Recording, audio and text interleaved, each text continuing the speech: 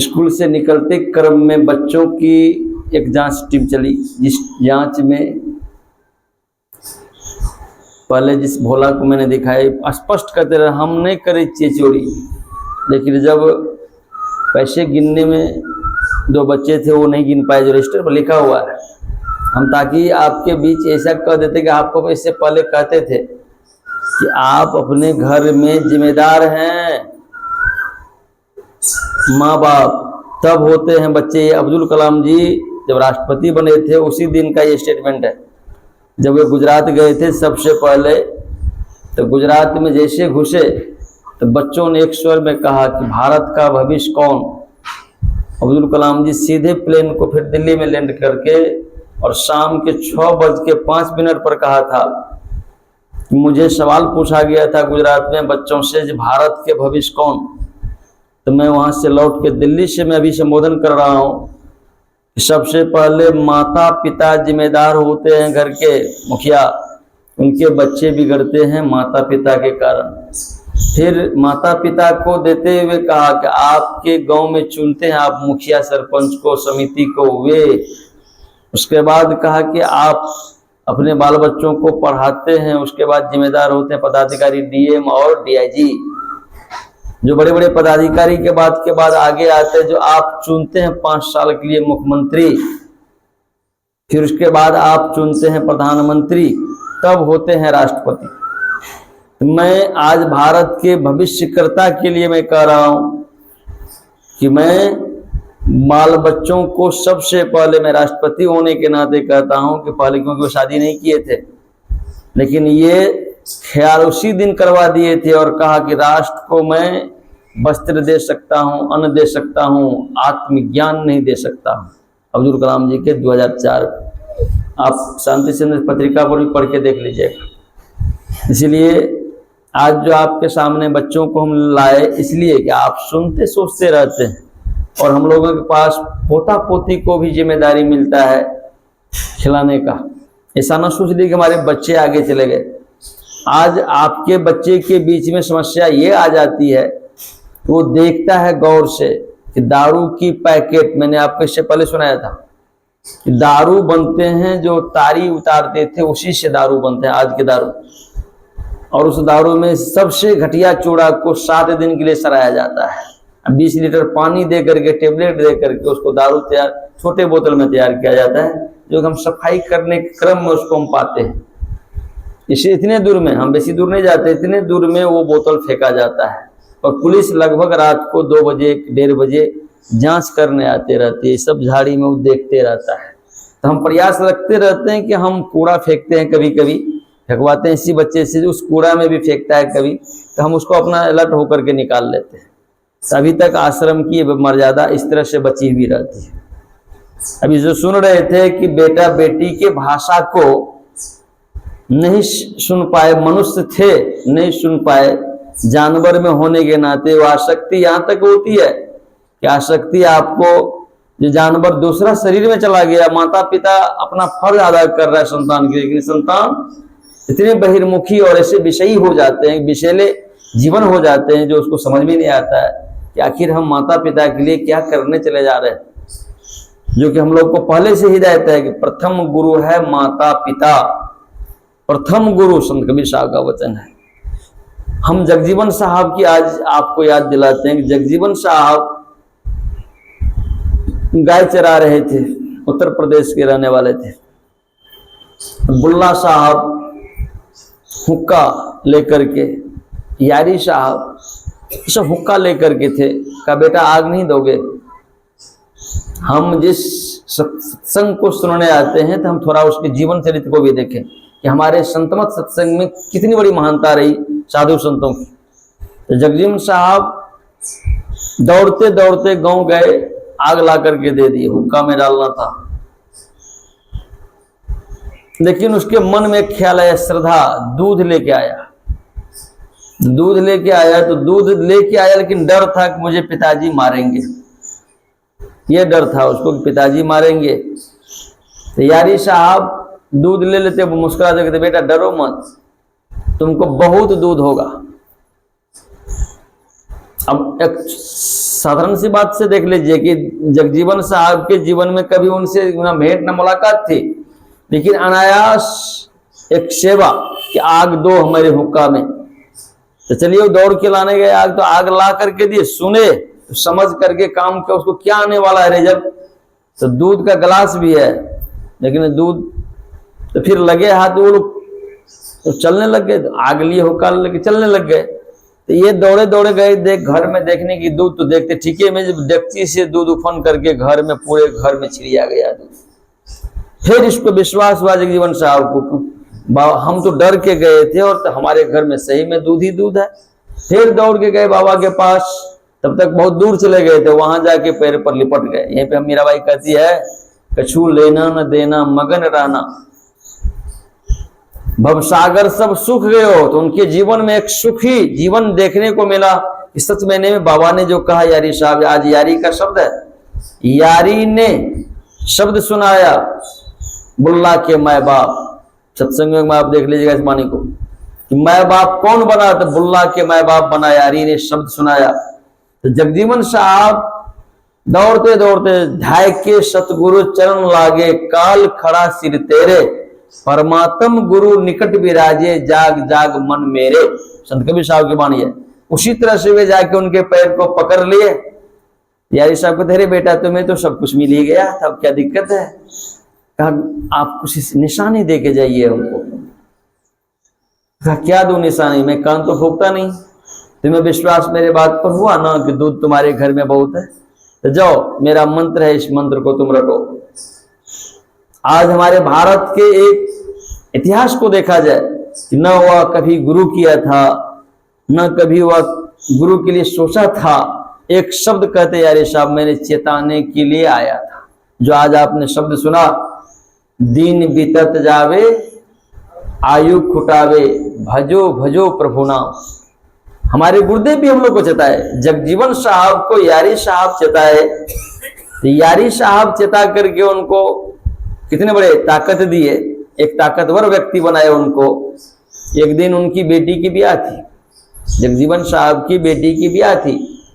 बारातियों ने कहा मांस खिलाना पड़ेगा, तब बारातियों ने कहा मांस खिलाना पड़ेगा। जगजीवन साहब स्वाभाविक रूप में उठे और कहते बैगन ले आइए, बैगन का सब्जी बना दीजिए। तो बैगन ही मांस बन गया। मतलब बाराती लोग को लगा मांस खा रहे, लेकिन मांस था नहीं, वाजिब बैगन का सब्जी था। इसलिए जगजीवन साहब के सत्संग में बैगन का सब्जी नहीं चलता है। इसलिए हमारे गुरुदेव ने कहा मोटी और बाहरी बातों को हटाकर विचारा जाए और संतों के मूल एवं सार विचारों को ग्रहण किया जाए, तो यही सिद्ध होगा कि सब संतों का एक ही मत है। हम लोग संत मत में हैं क्योंकि हम लोगों के परिवार में भिन्न तरह की योजनाएं होती हैं। उन भिन्न तरह की योजनाओं में से एक सार योजनाएं हैं हमारे लोग के सामने में। जैसे आज आपको पता ही है कि गुरु पूर्णिमा पर्व चल रहा है। हम लोग गुरु पूर्णिमा पर्व को विश्व स्तर में जानते हैं कि व्यासदेव जी महाराज का जन्म हुआ था, और ऐसे महापुरुष के जन्म में माँ क्या कही थी, मछोंदरी क्या कही थी पराशर मुनि से कि हम देखिए एक कैसे जो हमारा गोढ़ी जाति है, मतलब हम अच्छे जाति से बिलोंग नहीं कर रहे हैं, हम एक कुमारी अवस्था में हैं। आप हमको कहते हैं कि एक दुनिया का एक सितारे संतान होंगे, तो मान लीजिए कि एक शारीरिक इस शरीर के माध्यम से उस समय शक्ति से पराशर मुनि इस धरती को शीतलता प्रदान किया था। व्यासदेव के जन्म से पहले उन्होंने जो चमत्कार दिखाए, उस नाव पर एक अंधेरी रात बना दिए। मतलब जो जिस व्यवस्थाएं को हम आप देखते आ रहे हैं, जो हम संसार में हम लोग भी जन्म लिए माता पिता के माध्यम से, लेकिन एक माता पिता का जो फर्ज होता है, जो हम आज अपने हिंदुत्व की व्यवस्था को देख सकते हैं, उस समय पराशर मुनि ने कहा कि अभी योग है, ऐसा एक संजोग है, विधि की विधान में एक पवित्र संतान की उत्पत्ति होने से विश्व का कल्याण होगा। जो शब्द निकला था उसी के जन्मदिन को हम मनाने के लिए 7 दिन उनके नाम पर होते हैं।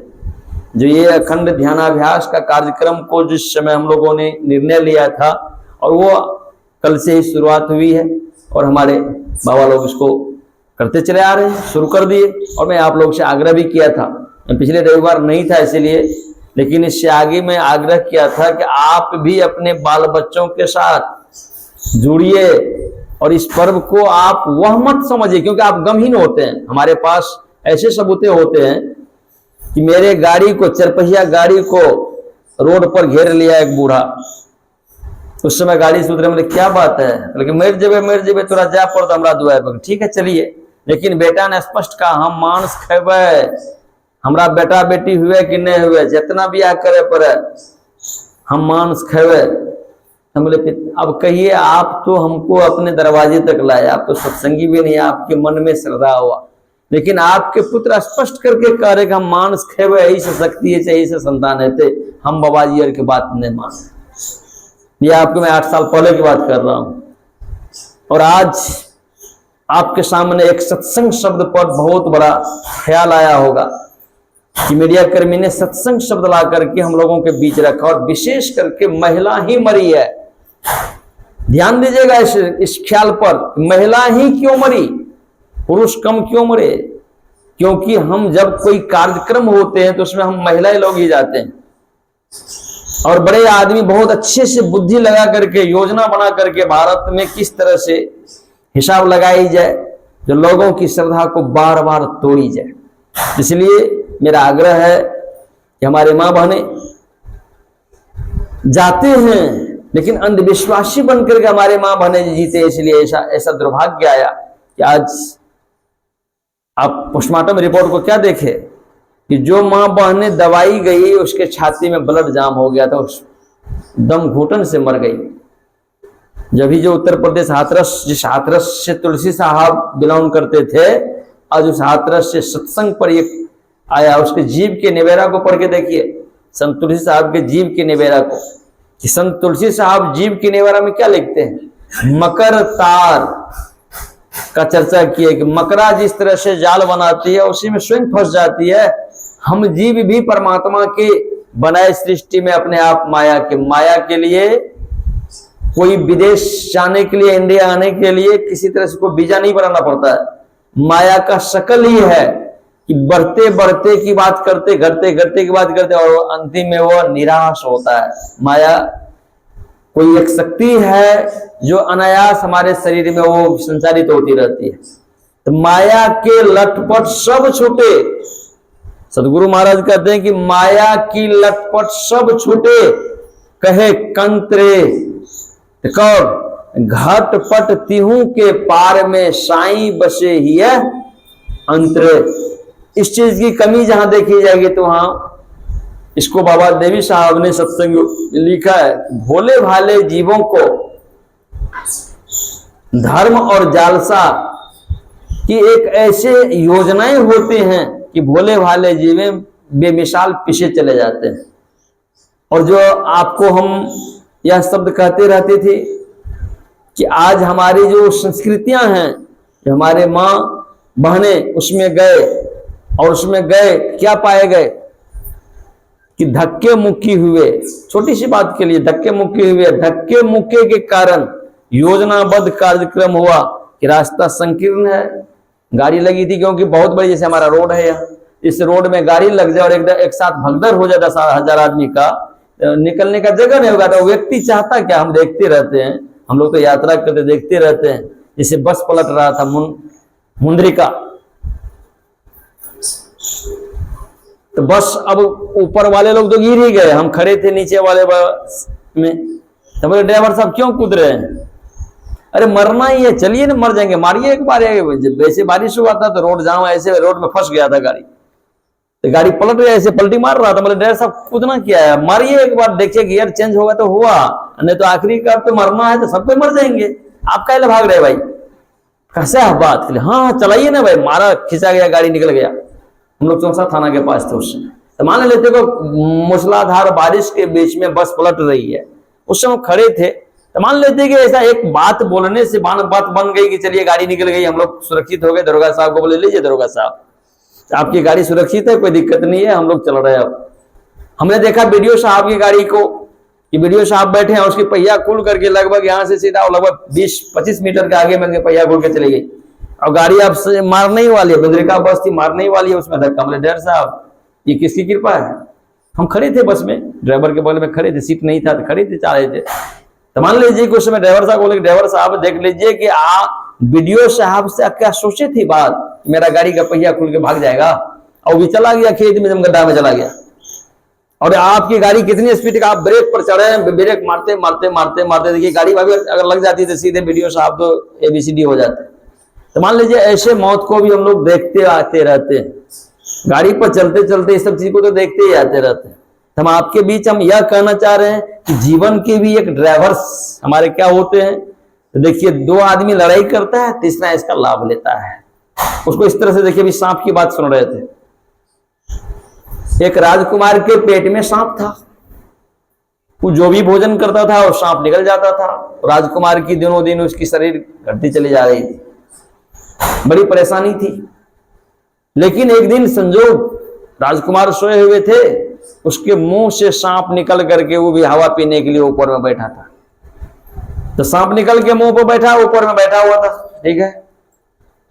एक बिल में रहने वाला घर का सांप कह रहा है, क्या जी तुम राजकुमार का भोजन मुफ्त में खाते चले जा रहे हो? सांप बोल रहा है, बिल वाला सांप, और राजकुमार की दिन प्रतिदिन उसकी सही गलती चली जा रही है। तुम क्या भाग नहीं सकते हो? उसको छोड़ दो, उसको जीने दो। क्या तुम हमारे लिए चिंता कर रहे हो कि हमें मुफ्त का अनाज मिल रहा है खाने के लिए, फिर चिंता क्यों करते हो तुम? का देखो भगवान भी शक्तिशाली होते हैं, भगवान भी अपनी सजा देकर के मार भी देते हैं। तुमको अगर किसी दिन शीशा पीस करके तुम्हारे राजकुमार को पिलाए जाएंगे और पिएगा तो तुम फट जाएगा, पेट में मर जाएगा। तो तुम जान लेना तो तुम्हारी क्या हाल होगी, तुम कैसे बचोगे? इसलिए निकल जाओ, मैं कहता हूं निकल जाने के लिए। तो ये कहता है सांप उस सांप को, तुमको भी जब गिरनी खोला करके करवा तेल बिल में डाल देगा, तुम भी बेस्ट होगे, बिले में मर जाओगे। तो इस सांप भी कहता है मैंने तुम मेरे लिए भी जड़ी खोज करके रख लिया है। कहां? लेकिन वहां सुन कौन रहे थे? तो उनकी धर्मपत्नी सुन रही थी। समझ गई कि ओ दोनों ठो दुश्मन कैसे मरेगा, इसका उपाय दोनों ने बता दिया। तीसरा फायदा बोनस मुझे मिलने वाला है।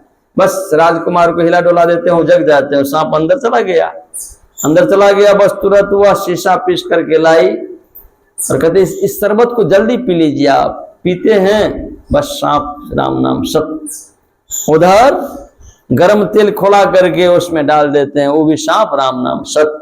दोनों मर गए। राजकुमार को भी शरीर स्वस्थ होने लगा और उसका घर शांतिपूर्ण चलना शुरू हुआ, धन उसकी और शरीर स्वस्थ रहने लगा। हमें इससे क्या सीखना चाहिए कि हम लोगों के पास भी एक सांप है, विषय की सांप। जो विषय की सांप हमें बार बार लपेटा मारता है। आप देखेंगे गौर से, मैं आपको सुनाया था कि आगरा में सांप को बंदर ने पकड़ लिया, तो सांप भी उसको लपेट लिया, बंदर उसके गलनेटरी को पकड़ के रखा है, तो उसको रोड पर रगड़ने लगा था। सांप भी नंगली से बंदर को मारने लगा। तो 12 बजे दिन की घटना में सुना रहा हूं आगरा का। तो मान लीजिए उस समय दोनों तरफ गाड़ी लगी हुई है, तो मनुष्य का गाड़ी लगा है, बंदर सांप को पकड़ करके मुंह रगड़ रहा है। गर्म रोड तो गर्म है, अलकतरा पर रगड़ रहा है। सांप को जितना उधर मुंह रगड़ा है, इतना चोट बंदर को चोट, उतना स्पीड में उसका साबुन घिसा रहा है। यानी कि आप फिर बंदर उस सांप को ऐसे उलट करके देखता है, तो ऐसे जीव जो करे तो बंदर का और गुस्सा उठे और रगड़े, इधर और नंगली से पटपट मारे। तो मान लीजिए इस घटना की लगभग कार्यक्रम 1.5 घंटे तक चली। बड़े बड़े लोग उसको देख रहे हैं, क्योंकि गाड़ी का हिम्मत नहीं है कि वो उसको साइड करके चल सकता है। दयालबाग में उस समय हम पेंटिंग का काम करते थे। तो मान लीजिए कि सुनते थे कि बंदर जब सांप को पकड़ता है तो वह सांप को मुंह रगड़ता है, क्योंकि उसको अच्छा नहीं लगता, उसको जी जो निकालता है, बार बार जी निकालता है, तो बंदर को बहुत गुस्सा उठता है। और हमको भी बंदर था, इसलिए हमने बंदर को देखा भी है कि बंदर को जो चिढ़ाया, परिणाम हमको सिविल सर्जन साहब बोले कि बाबा के कैद में बंदर हटा दे, हमारे सब दवाई खत्म बह गए हॉस्पिटल की। तो मान लेते हैं कि भाई इस चीज को हमने भी देखा है। तो मान लीजिए कि बंदर एक दृष्टांत पर देखिए कि मैंने उसको देखा कि सांप को जब तक वो मार नहीं दिया तब तक वह चैन नहीं लिया, मार अपने भी खाते रहा। हम लोग भी इसी तरह से विषय के बयार में इतना आराम से हम लोग फंसे रह जाते हैं कि आगे की शुद्धि बुद्धि भागी। गुरुदेव ने हम लोग को कहा, घटबा घोर रे अंधारे। लेकिन आज जिनके आश्रम में बैठे सदगुरु रामानंद स्वामी जी महाराज, इसी घटवा में घोर अंधार को पार करके भी एक अपनी इतिहास को रस करके इतनी बड़ी एक कामयाबी दी, जो एक जीता, जीत चला भवसागरा सोई सुरा मर्दाना। संत कबीर साहब की वाणी है, आज वे ऐसे मर्दाना बने कि सुरा, हम लोग भी अपनी सारी व्यवस्था में से एक समय निकाल करके साप्ताहिक सत्संग में व्यवस्थित होते हैं। तो उसके ऊपर ऐसी कौन सी ताकत देखी गई, जो ताकत थी कि सदगुरु रामानंद स्वामी जी महाराज सरकारी नौकरी में संघर्ष किए, फिर सरकारी नौकरी के साथ साथ पारिवारिक जीवन में संघर्ष किए और उसमें संतोष रखे। क्या संतोष रखे कि इनकी पत्नी की नौकरी हुई थी, तो उस समय गुरु महाराज स्वयं, जिनके चित्र देखते हैं उस समय के, रामानंद बाबू जाओ ना सवा से मिठाई लेकर। तो उस समय मान लेते हैं कि गुरु महाराज की प्रेरणा नौकरी मिली, लेकिन नौकरी 5 साल तो की नहीं थी, सास पतोह की बात थी। लेकिन घर में चोरी हुई तो सोना चांदी सब कुछ चोरी हो गई। तो माँ रोने लगे, तो बाबा क्या कहे, क्यों रोती हो, क्या तुम 5 साल नौकरी की थी स्कूल में, तो चोरी हो गया तो तुम रोती क्यों हो। तो मान लीजिए कि सदगुरु रामानंद स्वामी जी महाराज आज तो नहीं है, हम तो हैं, हम तो सुनने वाले थे, इसलिए हम आपको सुना रहे हैं कि बाबा अपनी सत्य निष्ठा को अपनी पत्नी को भी, जिसको आवाज से पढ़ा उसको ही सुना दिए कि तुम 5 साल नौकरी की थी, अगर चोरी हो गई तो रोते क्यों हो। ये हमारे यहाँ हमारे पति आज कहने के लिए तैयार नहीं है, बेटे कहने के लिए तैयार नहीं है, जो कहने के लिए तैयार थे, इसलिए उसके संपत्ति में और विपत्ति दुख सुख के फावड़ा को कोदारी को चलाते रहे बाबा। बेटी के बारे में आपको सुनाते ही रहे कि बेटी जब क्योंकि शाम में आए बाबा अपने से जाता चलाए। आज हमें सीखना पड़ेगा, सोचना पड़ेगा कि हम जिस मंदिर में बैठे हैं, ये मंदिर में हमें अगर पुजारी बनने का मौका मिला तो हम आपके साथ क्या योजना बनाते हैं कि नहीं, हमें भी वैसे ही बन के रहना चाहिए। अगर वह गेहूं पीसे थे, ललन चौधरी दिए थे उनको गेहूं, 4 आना पैसा नहीं था कि मशीन पर जाके पिसा दे, तो अपने से जाता चला करके रोटी बनाए। क्योंकि माँ जब ट्रेनिंग करके आती थी मनारा सुखासन से, तो उसको एक ही साड़ी था, साड़ी को सूखने के लिए दे देती थी। तो कितनी बड़ी एक मतलब अपने जीवन में वो जो हमको बताई, माँ आज नहीं है, वो बताई जो हमारा केटा साड़ी रहे। और इस चीज को हम आपको सुनाए कि महात्मा गांधी उत्कल प्रदेश में चल रहे थे, एक माता जी उधर से आ रही थी, तो माता जी के मैली कुचली साड़ी देख करके महात्मा गांधी ने कहा, अरे भाई हमारे भारत में ऐसे भी माँ हैं जिनको मैली कुचली साड़ी है, क्या तुम्हारे घर में अच्छी साड़ी नहीं है।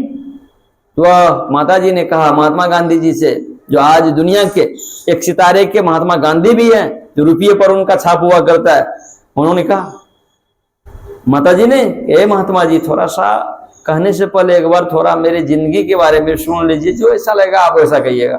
कहा देखिए मेरे पास एक ही साड़ी है और एक वक्त का रोटी हम खाने के लिए हम दूसरों के काम करते हैं, तब कहीं एक वक्त का रोटी मुझे मिलता है। मतलब महात्मा गांधी के देश शहर गए कि मतलब मैंने आज भारत की माँ की ऐसी स्थिति, उसी समय उन्होंने निर्णय लिया था कि एक ही धोती ही मेरा कुर्ता भी बनेगा। और वे अपने जीवन भर उत्कल प्रदेश से प्रेरणा लेकर के एक ही धोती पहन करके और उसी को अपना चादर मान करके अपना समय बिता लिए। तो जब महात्मा गांधी अपना एक व्रत को पूरा किया था, आज महात्मा गांधी हमारे भारत के रुपयों पर छाप में आते हैं, एक संकल्प, एक शरीर में संकल्प लेकर के ऐसा काम किए। हमारे सदगुरु रामानंद स्वामी जी महाराज के बेटे जिस दिन हमके सुनाए कि बाबूजी का हम कल बाबूजी हमारा भूख लागले छे, तो बाबा अपना रोटी दे दिए, 8 रोटी बनाए थे बाबा, अपना रोटी दे दी ले तुझे खा ले, मतलब बाबा भूखे सो गए। तो क्या मैं आज उस बात को भूल करके सोता हूं मंदिर में? ऐसा नहीं है कि मैं उस बात को याद करके सोता हूं। अगर मेरे पास थाली आ भी जाता है, मुझे वही बात याद आता है कि जब उस समय वे अपने बच्चों के लिए, क्योंकि अभी अखिलेश बाबू जो कह रहे थे, तो मुझे भी फिर सोचना पड़ता है कि भाई अगर इनको भी खिलाते, मतलब ये देखते आए। इनका मुझे सबसे बड़ा प्यार क्या मिला कि बाबा का शरीर त्याग हुआ तो ये और महेंद्र बाबू दोनों मेरे साथ साइकिल से, और लगभग हम लोग नेपाल क्षेत्र से समस्तीपुर, दरभंगा और खगड़िया का जो बॉर्डर्स है, पूर्णिया का, इतने बॉर्डर्स में हम लोग लगभग 8 साल करीब साइकिल चलाए और हमारे साथ कंटिन्यूस रहे। इस चीज को तो इन लोगों ने देखा। तो मान लेते हैं कि साइकिल से हम लोग चलते फिरते दुनिया में चलते रहते, साइकिल लगभग रोज चलाते थे, फिर सत्संग करते थे, फिर साइकिल से चलते थे, जाड़ा गर्मी धूप में सब में साथ रहे। तो आज इनको ये चीज पता है कि अगर हमारे हृदय में ये बात आता था तो इन लोग से प्रेरणा मिलते रहता था। गृहस्थ हो करके हमारे साथ साइकिल पर चलते रहे और ऐसे बहुत सारी चीजों को देखने का ख्याल आया कि किस अवस्था में हम लोग कहाँ कहाँ कैसे कैसे समय बिता रहे थे। कोई जरूरत नहीं है कि अभी गर्मी लग रही है जोर से, तो गर्मी लग रही है तो आप साइकिल पर हैं तो गर्मी से कैसे बचाव होगा। चलिए एक हिम्मत बना करके ये ख्याल रखे लोग, और इसको सजाने में मंदिर की जो व्यवस्था देख रहे हैं आज, तो इन लोग का बहुत बड़ा भूमिका रहा। फिर बीच में सब लोगों ने जिस तरह से जो विचार हमको सुनने को आते रहा, कठोर से कठोर विचार, अगर वह व्यक्ति नहीं सुनाते रहते तो आज इस तरह से शांति से आप हॉल में नहीं बैठे रहते। तो मैं उन लोग को शुक्रिया भी करता हूं, वे भी पात्र हैं, इसलिए घबराइए नहीं।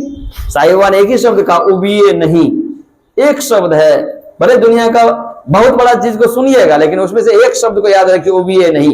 सुनना सबका है, कठोर से कठोर बात भी सुनने का अवसर मिलता है, क्योंकि उस महाभारत से सीखे हम। शकुनी मामा ने कहा, हाँ भांजा या मारो, तो दुर्योधन मार दिया। हाँ भांजा चलिए तुम्हारा पासा मलट गया, अब तुम्हारी जो मर्जी है ऐसा कर दो। लेकिन वहां एक भांजा के बाप भी थे, यानी कि चाचा महात्मा विदुर भी। अगर दुर्योधन शकुनी से ज्ञान सीख करके महाभारत को चलाते थे, तो इधर मने मन शांति का पाठ पढ़ाने वाले महात्मा विदुर भी इशारा से काम करते थे। जिस समय काशी भेज रहे थे तो उस समय भी इशारा में कहा, क्योंकि नमक खा रहे थे धृतराष्ट्र का, गुण गा रहे हैं युधिष्ठिर की बचाने, यानी कि कुंती की भी जान बचे कैसे, उसके लिए। देखिए साधु संत हर वक्त हम लोगों को बचाव का काम किया है, तो उस समय भी इशारा किया था। क्या दिखा करके? एक पिंजरा दिखाते हुए कहा था, बेटा, क्योंकि उस समय तो दुर्योधन भी इस दृश्य को देख रहा था कि आज हमारी सपना साकार हो रही है। मामा ने जो मुझे भांजा कर करके जो पासा पलट करके दिया कि ये लोग को मार देना है, मर जाएंगे तो तुम निष्कलंक राज करोगे, तुम्हारा दुश्मन रहेगा ही नहीं कि मैं तुम्हारे साथ। लेकिन उस समय भी राज परिवार में रहते हुए महात्मा विदुर ने इशारा किया था पिंजरा दिखाते हुए, और उस पिंजरा को आज हम लोग पढ़ते हैं, सप्त धातु का काया पिंजरा, ता माही जुगती बिन सुआ, सतगुरु मिले तो उबड़े बाबू, नहीं तो लगा हुआ, नहीं तो ये हमारा बात आज का नहीं है, कितने सालों साल से बात चलते आ रहे, और हम लोग संतमत में आए हैं। तो गुरु महाराज भी कहते, गुरु भेद लो सारा, खोलो द्वारा, में ही पहुंच प्रभु धाम।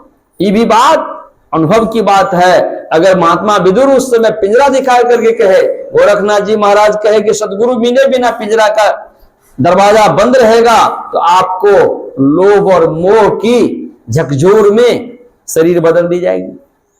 84 में आकर 4,84,00,000 जोनी भ्रमत, जोनी में भ्रमते रहेंगे, यहाँ सुखी और साम्राज्य का राज नहीं मिलेगा।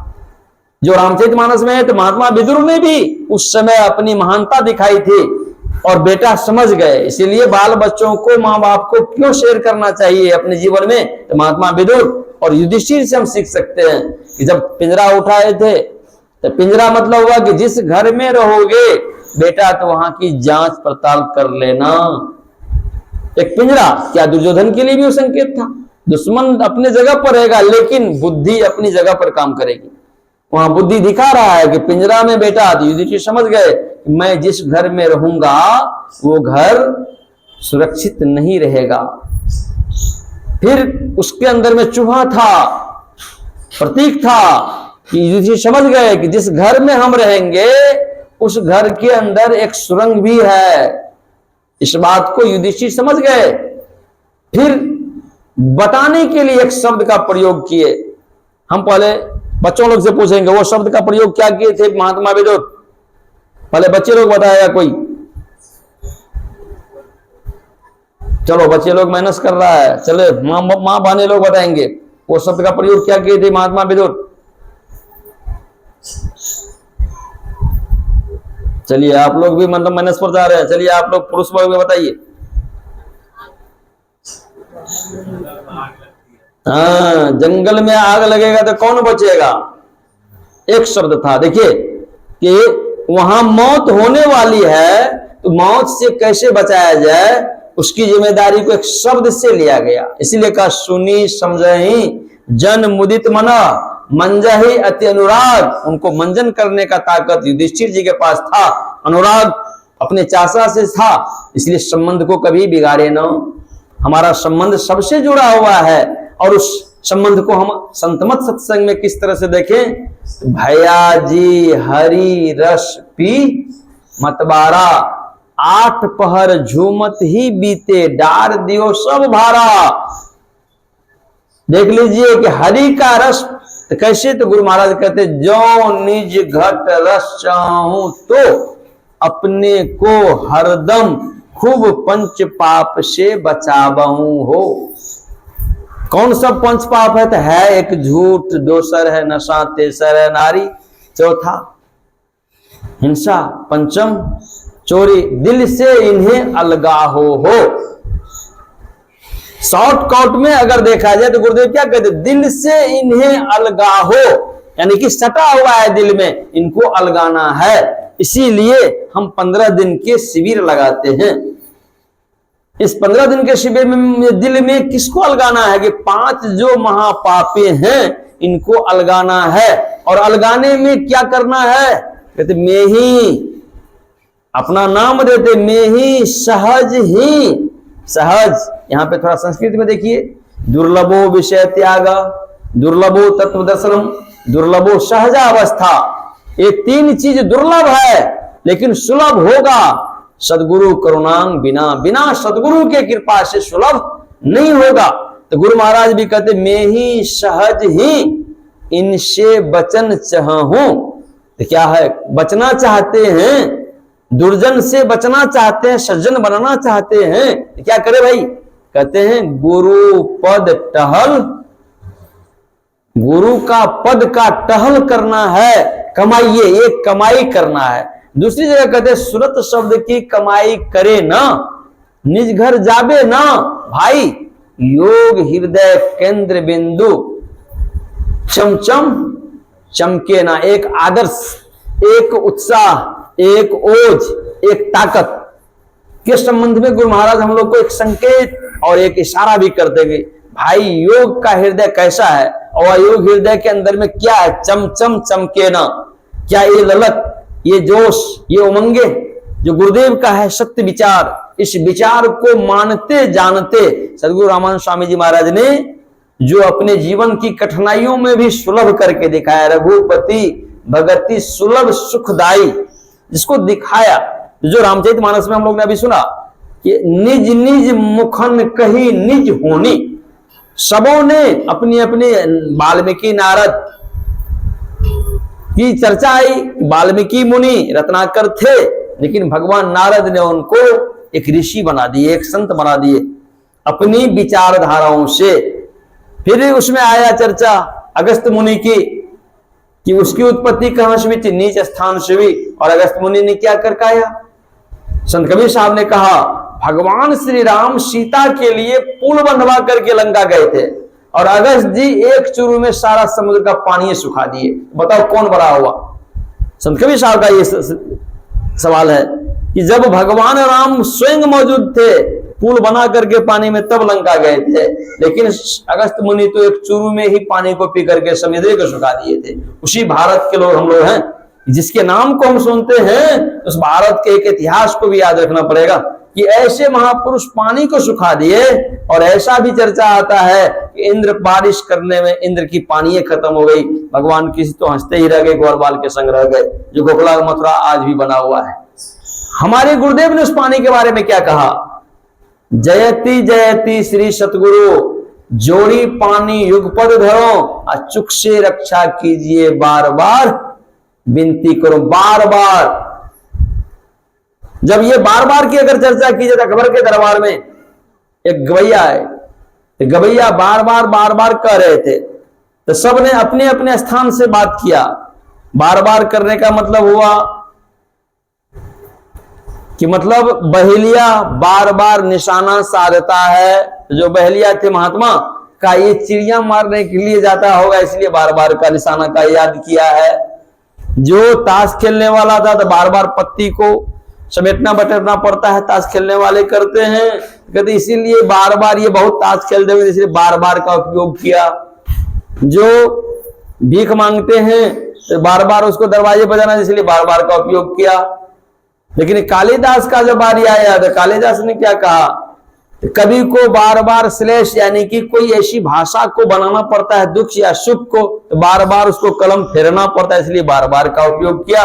राजा अकबर तो फिर में पड़ गए, भाई एक शब्द बोला गायक बार बार, इस पर इतना भाषा है। तो अकबर ने कहा कि भाई सही भाषा क्या है? कहा इसका सही भाषा तो वही है कि जब हम बचपन से जन्म लिए हम शब्द लेकर के आए, और वह शब्द क्या था? पढ़ूरे मन ओना मासी ढंग। संत कबीर साहब का वचन है कि हम क्या पढ़े हैं कि ओना मासी ढंग। ओम का उच्चारण हम करते हैं, ओ रोज सुबह में हम लोगों को करना पड़ता है। नाभि चक्र से ओम की उच्चारण शुरू होती है, ओ उ मो, तो ओ स्वर व्यंजन है, उ भी स्वर व्यंजन है। स्वर का सहायता किसी से लेने की जरूरत नहीं है, अव्यंजन को बिना सहायता लिए वो बोला नहीं जा सकता है। तो हम लोग को पिंड और ब्रह्मांड की नक्शा बनी हुई है, परमात्मा ने बना दिया। तो ओम को हम ओम से निर्मल काया, ये काया क्यों निर्मित हुई? तो ओम से, ओमकार की हम ध्वनि करते हैं, तो ये हमको ओमकार करने की सहायता और सामर्थ्य प्रतिदिन गुरुदेव ने हम लोगों को दिया कि भजो ओम ओम। तो ओम शब्द में हमारी शरीर की शक्ति संचारित होती है और शक्ति में एनर्जी शक्ति बढ़ती है। जो गुरुदेव ने एक जगह कहा कि सबरी को कितनी शक्ति थी, स्तुति प्रार्थना के बल पर सबरी इतनी शक्तिशाली रही।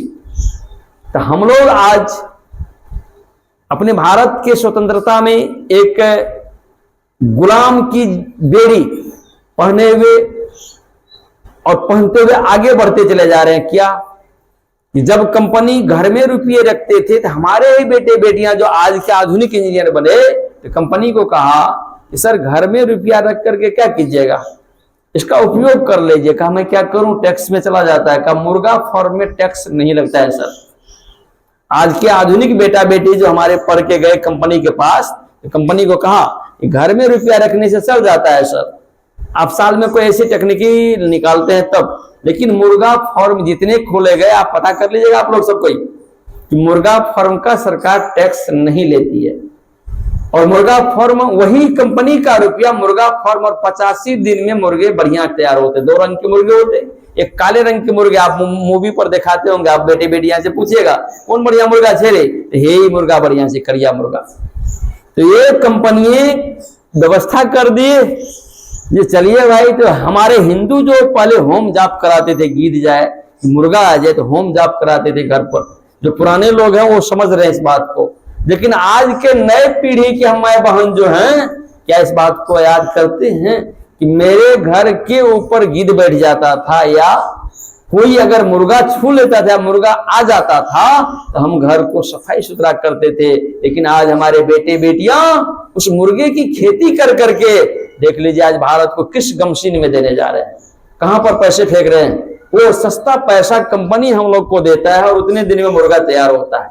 इसलिए आज भी शेयर करिए कि हमारे बच्चे उस और ही आकर्षित होती चली जा रही है, जिसको देखिए कि सरकार भी टैक्स उस पर नहीं। हम सोचते थे पहले कि सरकार टैक्स नहीं, ये कंपनियां की हिसाब किताब है, जो कंपनी किस तरह से हम लोगों के लिए इतनी बड़ी छावनी ला करके डाल दिया है। तो हम लोग उस मिशन में कामयाब रहें कि कम से कम हमारे बच्चे की खान पान जब गड़बड़ रहेगी तो हमारी जान पर भी खतरे बनी हुई है। आप गौर से देख भी रहे हैं खतरे। कि आज हमारे अखिलेश बाबू बहुत बड़े मित्र कहिए और जो कहिए सामने आकर के सुनाए कि जब पुतहु को पैसे देते हैं तब वो मुझे भोजन बना के खिलाती हैं। तो क्या ये इतिहास मेरा उचित है? जमीन पड़ा हुआ है और आज पुतहु के द्वारा पैसे देने पर जब पेंशन मिलता है तो वो जो आपको बराबर सुनाते ही रहते हैं कि जिस पैसे के बदौलत हम सोचते हैं कि यही मेरी एक शांति है, क्या वो शांति को हमारे सदगुरु महाराज ने क्या लिखा? सूरत संहारो, अधर चढ़ाओ, झिलमिल ज्योति जगाओ, तीन काम में शांति है, न कि यहाँ के पेंशन में या यहाँ के विशेष राशि में शांति नहीं है। शांति है सूरत संभालने में। उसके अंदर में क्या है, कैसे संभालेंगे? तो कहते 5 3, 5 को और 3 को समेट लेना है। 5 क्या है? तो हमारे विषय के यानी कि माया की शक्ति है कान। हम जब अच्छे और बुरे बातों को सुन करके और मन में घोलते रहते हैं, कटु वचन, संत कबीर साहब ने कहा कटुक वचन मत बोल रे तो को पीव मिलेंगे, घट घट में वो साईं रमता। तो हम उस बात को भूले रहते हैं। हम सत्संगी लोग भी इस बात पर विशेष गौर से इस गुरु पूर्णिमा के अवसर पर ध्यान दीजिएगा कि हमारे रुकावट कौन? तो हमारे कटु वचन, क्योंकि हमने माया के दबाव के शब्दों को सुनते सुनते अपने शरीर में हमने हर्ष को गंवा दिया और शोक को बढ़ा दिया। हंसी हम लोग की भाग गई, हम लोग हंसते नहीं, हंसने की जिंदगी ही खत्म हो गई। क्योंकि ये पता है हो हमार माँ बाप से दुश्मन भै गए, हमारा की कर लके। ये शब्द सुनते हैं तो माँ बाप को उस समय लगता है कि मेरी जिंदगी की सब कमाई कहां चली गई। हम प्रत्येक व्यक्ति ऐसे शोकाकुल हो जाते, ऐसा भी नहीं है ऐसे बच्चे बेटा बेटिया छोड़ भी दिया, वो भी करने वाले भी होते और करते हैं। हम आपको सुनाते ही रहते हैं कि जिस बेटा ने 25,000 रुपया दे करके अपने माँ को मरवाने के लिए व्यवस्था किया, नहीं मिला बदमाश तो अपने से माँ साहब मिल करके मुड़ी मचा रहा है, लेकिन मुड़ी नहीं बच रहा है, बच गई। हमारे पास पूछा हम की करिए, कुछ हो ना बेटा केस काटते हो संग में रहना है।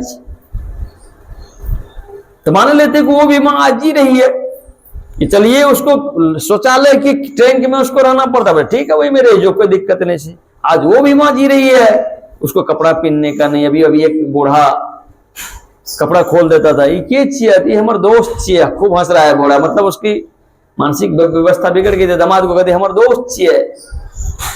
तो मान लेते उस समय दामाद ने उनको एक हाफ पेंट दिया ला करके, ई दादियों पिन्हे, सब नहीं दिए पिन्हे, धोती और नहीं पिन्हे, नंगे रहते हैं तो हाफ पेंट। अब बूढ़े को हाफ पेंट मिला, गंजी उंजी को सबको फाड़ के फेंक देता है।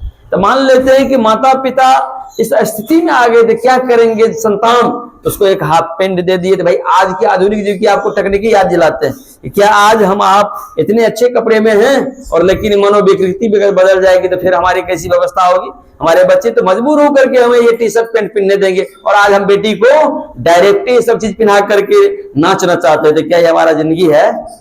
हमें ये भी सोचना पड़ेगा कि हमारी बेटियां अगर इस तरह की कपड़े पर आ रहे हैं तो ये हमारे जीवन की बहुत बड़ी खतरनाक घंटी है। ये घंटी हमारे इतने घंटी में खराब हो जाते हैं कि हम आप वो सोचने योग्य बात को भी वहां रख देते हैं जहां से हमारी फैक्ट्री इतनी मजबूत है। आज भी भारत की मां के पेट से संस्कार बनते हैं बच्चों के। इस बच्चों के संस्कार के लिए इंग्लैंड या जापान की बात नहीं की जाती है, भारत के अंदर की जाती है।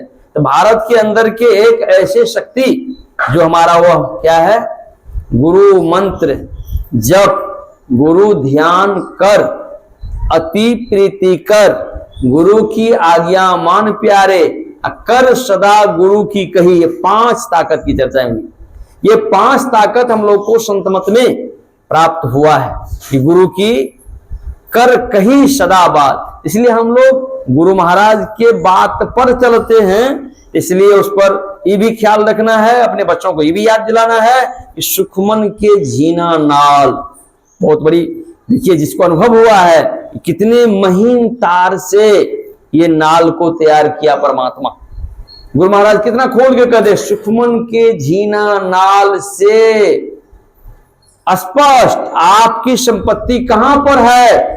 उसका नाम दिया कि दोनों आंखों के मध्य से चेतन की धारा निश्रित यानी कि प्रभावित हो रही है, अनवरत हो रही है। जब से हम लोगों ने भजन भेद लिया है तो उस समय से हमने इस ताकत को जाना है, तो फिर इस ताकत को तोड़ने का अधिकार कहां से रखा है? हम लोग तोड़ बैठते हैं, कभी कभी ऐसे स्थिति मोड़ पर तोड़ देते हैं कि लगता है कि उस समय जितनी महीनी चीज को हमने पकड़ा था उस सब कुछ को तोड़ डाला। इसलिए इसको जोड़ने के लिए पुनः व्यवस्थित है आपकी शरीर और व्यवस्थित है आपका समय। आप अपने समय का उपयोग करिए जो अखंड रूप से इस कार्य को, और मेरा एक सपना भी था कि आप पाठ भी करिए, कम से कम गुरु महाराज के पाठ करने से आपको ध्यान में बल मिलेगा। लेकिन वो चीज बंद हो गई, वो चीज को हम नहीं देखते क्योंकि किसी को रुचि नहीं देखते। इस रुचि को बढ़ाइए, मैं ये कहूंगा, क्योंकि हम अकेले मान लीजिए हम इतना तो नहीं कर देंगे, हम लोगों को इतना तो नहीं है कि हम कर सके, लेकिन आप इसको अगर गुरु प्रसाद नहीं मानते हैं तो हमको दोष मत दीजिएगा भाई, क्योंकि आप सुनाने आते हैं हमको जब, तो हम सुनने के लिए तैयार भी होते हैं। हम कितना सुनेंगे और सुनकर हम क्या कर देंगे? बांध देंगे, बता देंगे? उसको तो करना हम ही लोग को है। तो हम लोग अगर इस जिम्मेदारी को, क्योंकि आपको तो यहाँ धन की बात नहीं है, आप पहले धन जमा कीजिए तब कार्यक्रम होगा। क्योंकि कुप्पा घाट हम गए थे, एक माता जी हमको कहे बाबा हमको भंडारा देना है, तो बोले माता जी किसी से पूछ लीजिए। नहीं बाबा, आप जब मिल गए तो आप ही बताइए, हम पहली बार कुप्पा घाट आए हैं, हमको बताइए कि भंडारा को किस रूप में कहां पर देना है। तो बोले अच्छा चलिए ठीक है, चलते आगे बढ़ते। आगे बढ़ते बढ़ते संजोग से अर्जुन बाबा हमको मिल गए, मैंने जो भोजन बनाते हैं हिंदन बाबा का वही मिल गए। तो बोले ओ बाबा ने अब हिनी माता जी भंडारा देते थे, इसमें की नियम से, मान लीजिए हम कभी भंडारा दिए ही नहीं कुप्पा घाट में, ना हम भंडारा कभी परसने का ख्याल किए, हम ऐसे ऊपर से काम किए, लेकिन ऐसा काम हम कभी नहीं किए, इसलिए इसके बारे में हम क्यों बताते। और वो तो समझ रही थी कि यही बाबा हैं यहाँ के, इसलिए इनको पूछ रहे हैं। तो बोले ठीक है माता जी आप सुनिए इनसे। वहां और साधु थे तो नाम बोल दिए कि इतना भंडारा देना है तो ऐसे करना, इतना रुपया लगेगा, आज रविवार दुगुना लगेगा।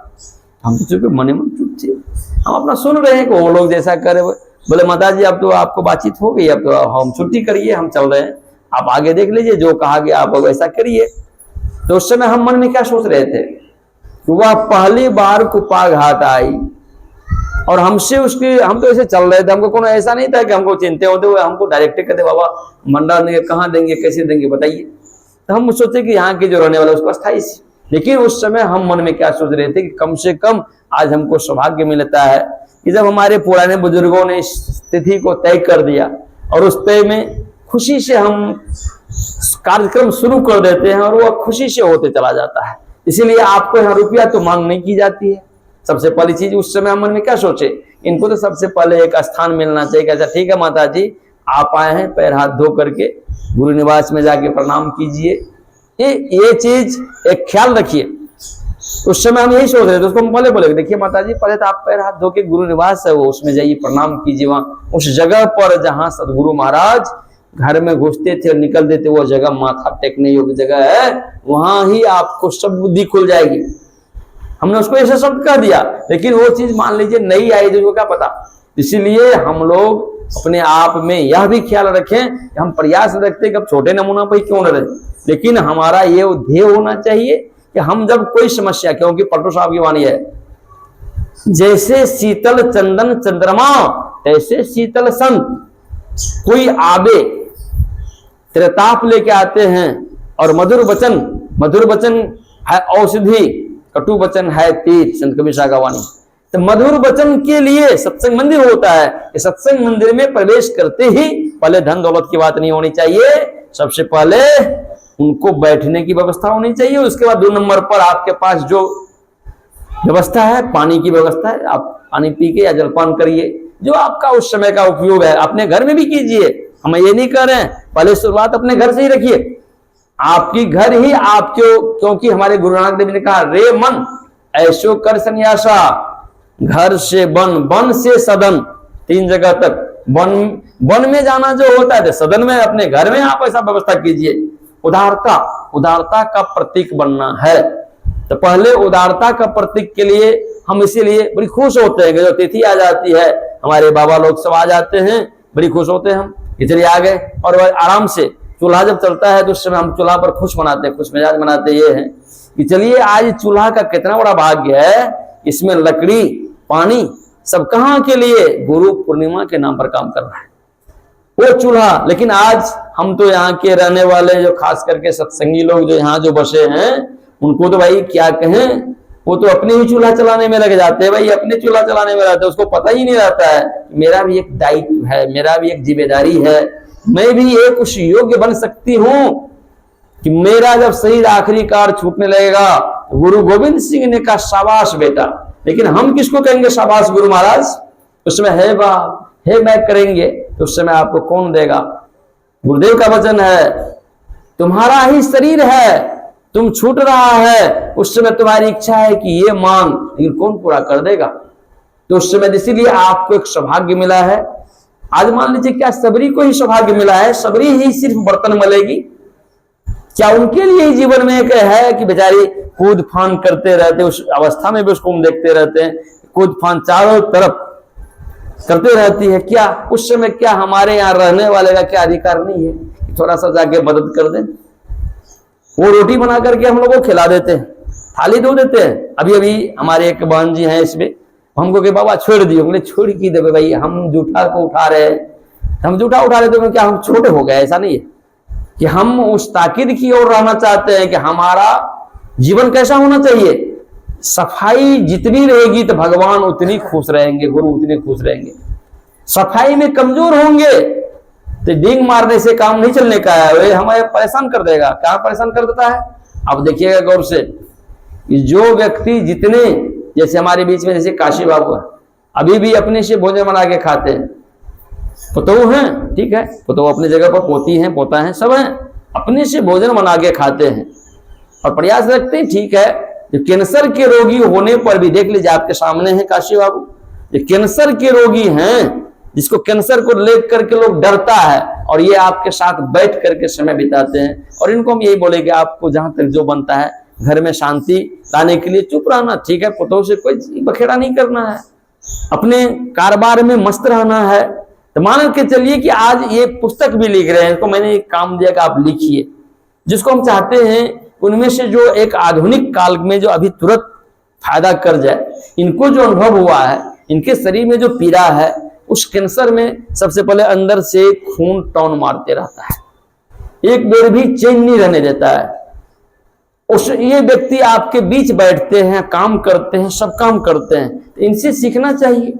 जो कम से कम आज हम लोगों के बीच में ऐसे व्यक्ति जो इस रोग से, अभी एक बेटी है आज वो रोग से, टाइफाइड से परेशान है, लेकिन उसको बोले कि ठीक है अध्याय में देखते, तो हम लोग सत्संग के बाद उसको देखेंगे वो टाइफाइड आया कहां से, तो उसको खुद मालूम हो गया।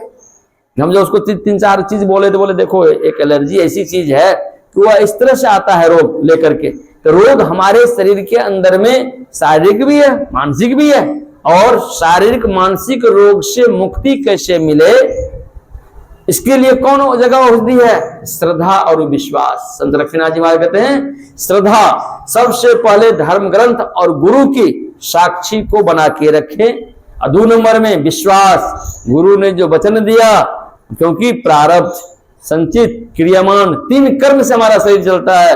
प्रारब्ध के लिए गुरु का वचन है तो संचित होगा, और क्रियामान में उदार बनिएगा तो गुरु आपको बढ़ा के रखेंगे। तो मैं आज की सेवा में यहीं तक रखूंगा कि आप उदार बनिएगा तो आपको भी गुरुदेव उदार बना के आगे जीवन जीने का हकदार बनाएंगे। आज की सेवा यहीं तक, इन्हीं शुभकामना के साथ श्री सद्गुरु महाराज की जय। सद्गुरु महाराज की जय।